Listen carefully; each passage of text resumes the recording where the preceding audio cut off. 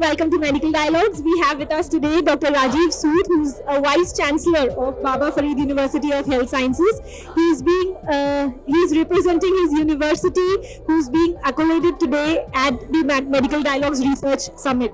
So, if I just give you a little bit of detail about the university, Baba Farid University of Health Sciences in Faridkot, Punjab, excels in medical research with 26 years of experience.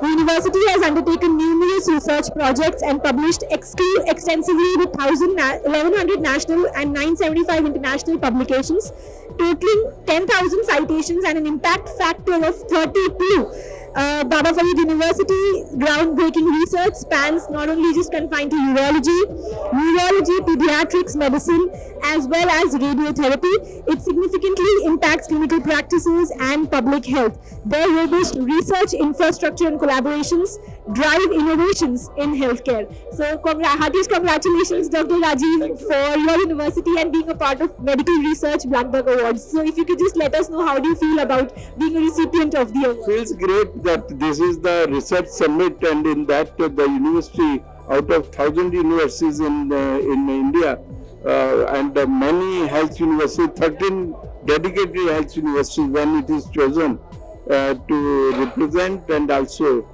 selected as one of the best universities, it feels great. Very true, sir. It's actually an commendable feeling, I would say. And sir, any message that you would want to give out to the young budding medical professionals who want to get into research, any message that will help them drive them into medical research? Actually, this research in medical education institutions was a backseater. And what has happened that over the years it has been neglected. There are many pressures, maybe the population, maybe the resources are there, the work pressure, the data management is also casualty, and also the funding at different level. Various bottlenecks are there. So it was not attracting people, but now it has been made as the mandatory component, like our institutions, they have education, R&D, and then technology integration, artificial intelligence, and skill integration, upskilling. So all are when going side by side. The whole scenario of education, training and research is changing in India, and I'm happy that I'm heading that university to streamline and integrate all the aspects of not only medicine but also nursing, dental, pharma.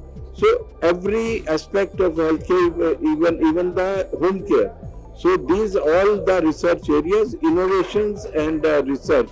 That is the basic thing for uplifting the community, and our resources are human resources which can be upskilled, and that will be asset. So I'll call upon all the youth, all the students of any discipline. Now in the new education policy, integrated medicine and non-traditional courses are introduced. I'll give you the example. Our university has started the research on phytomedicine, on integrated oncology, on gerontology, aging. So these are the 14 new areas which has been started, and also to convert the university, first university to be converted into the Green Campus Health University. So each and every area, in association with Punjab University of Agriculture, we have MOU, with AIMS we have MOU, we have Technical University, we have MOU.